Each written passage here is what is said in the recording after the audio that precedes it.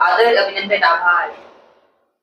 प्रियंका जी और अखिलेश जी, बलात्कार जैसा संगीन जुर्म पे आपके दौरे मामले नहीं हो सकते।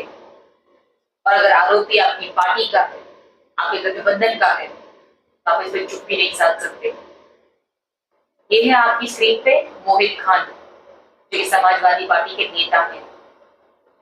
अयोध्या में जो इन पे आरोप लगाए वो बहुत घिनौना है। इन पे ये आरोप है कि इन्होंने एक नाबालिग बच्ची के साथ बलात्कार किया है और इस व्यक्ति ने ये लगातार किया है, उसकी वीडियो बनाई और वो बच्ची गर्भवती हो गई। अखिलेश यादव का एक बयान सामने उभर के आता है कि उसका डीएनए टेस्ट कराना चाहिए। पूरा बयान क्या है वो मैं बाद में बताऊंगी, लेकिन उससे पहले इन तस्वीरों को देखिए। इस तस्वीर में फैजाबाद के सांसद अवधेश प्रसाद के साथ मोहित खान दिखाई दे रहे हैं। जी हाँ, मोहित खान। अगर आप मोहित खान हैं, आप मुसलमान हैं और अगर आपने दुष्कर्म किया है तो मुख्यमंत्री आदित्यनाथ की सरकार बहुत तेजी से काम करती है। ये देखिए, उसकी बेकरी पे बुलडोजर चला दिया गया है क्योंकि मोहित खान पे यह आरोप है कि उसने नाबालिग बच्ची को उस बेकरी में बुलाया, खाने के बहाने उसके साथ दुष्कर्म किया, उसकी वीडियो बनाई, उसको ब्लैकमेल किया। एक कुकर में कितने गुनाह हैं।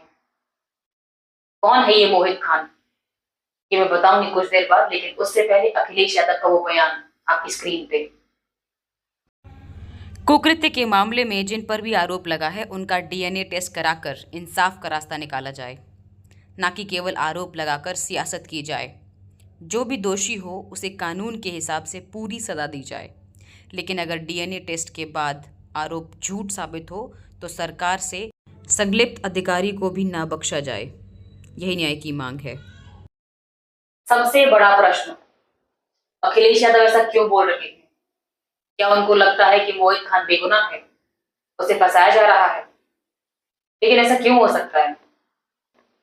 अवधेश प्रसाद से पत्रकार सवाल पूछ रहे हैं जो कि फैजाबाद से सांसद हैं।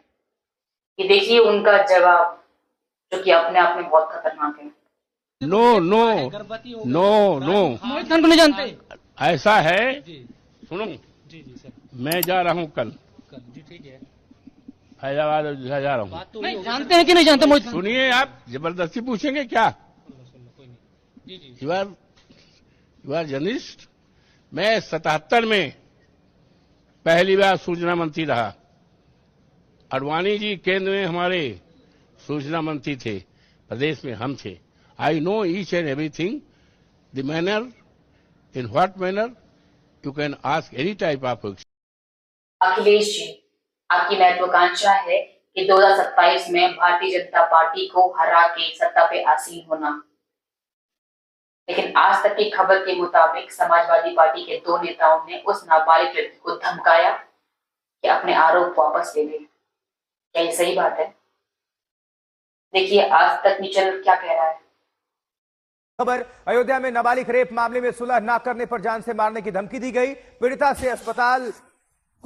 को अस्पताल में धमकी दी गई है। परिजनों को सुलह न करने पर धमकी देने के मामले में समाजवादी पार्टी के नेता और नगर पंचायत भदरसा के चेयरमैन मोहम्मद राशिद, जय सिंह राणा और एक अन्य के खिलाफ मुकदमा दर्ज।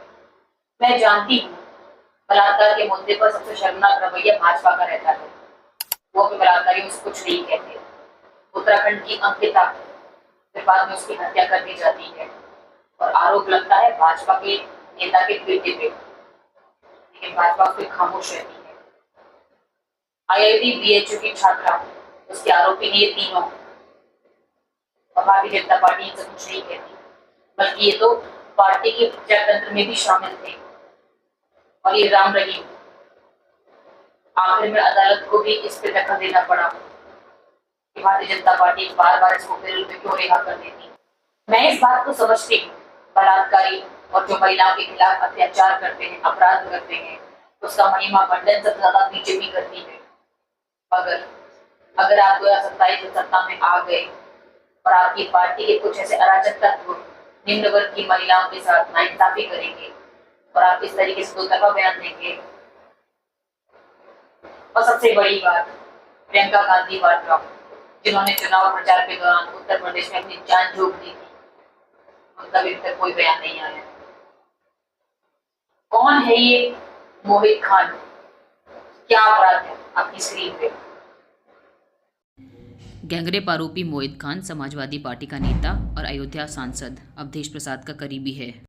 वह समाजवादी पार्टी के भद्रसा नगर का अध्यक्ष है। उस पर बेकरी में बुलाकर बच्ची से रेप करने और उसका अश्लील वीडियो बनाने का आरोप है।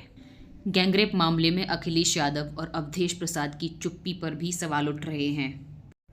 मोहित और उसके कर्मचारियों को 30 जुलाई को गिरफ्तार कर लिया गया था। अब मोहित की संपत्ति पर प्रशासन का बुलडोजर चलने जा रहा है। मोहित की बेकरी को सील कर दिया गया है और उसका लाइसेंस भी रद्द कर दिया गया है। बेकरी में बन रहे सामानों का भी सैंपल ले लिया गया है। 2 अगस्त को मोहित खान की संपत्ति की जांच के आदेश दिए गए थे। आरोप है कि मोहित ने तालाब और सरकारी जमीनों पर अवैध कब्जा किया है। मैं जानती हूँ कि भाजपा का आरोप लगाने का एक कड़ा इतिहास रहा है। उनके नेताओं ने पहले आरोप लगाए, फिर बाद में वो लड़कियां सामने आके कहती हैं कि ऐसा कुछ नहीं हुआ था।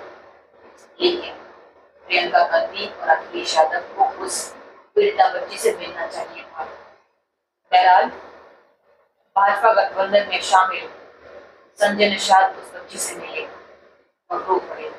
देखिए आप स्क्रीन पे। उनका सुरक्षा दे सकता हूँ अपने समाज में। इस तरीके का अत्याचार मैं नहीं होने देना चाहता हूँ। मैं सभी पार्टी से अपील करूँगा, अत्याचारी का कोई जाति नहीं होता है, उसका साथ न दे। और ऐसे अत्याचारियों के खिलाफ मैं समाजवादी पार्टी में उसके कार्यालय में जाकर धरना दूंगा कि ऐसे समाजवादी पार्टी से नारा देने वाले सांसद को पार्टी से बाहर करें और उसे उनकी सदस्यता समाप्त हो जाए। जो इस सांसद ने उसका उनके लिए पैरवी की है, पूरे के पूरे उसके मुकदमा नहीं होने दिया। कई दिन तक वो 13 साल की बच्ची है। 13 साल की बच्ची कहाँ जाएगी, कहाँ मुँह दिखाएगी और किस तरीके से ये मेरे समाज के ऊपर अत्याचार हो रहा है, इसमें किस तरीके से होगा।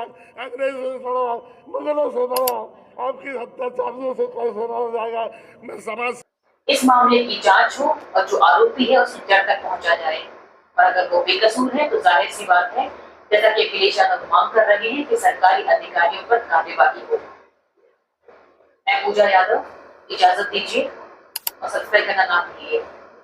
नमस्कार।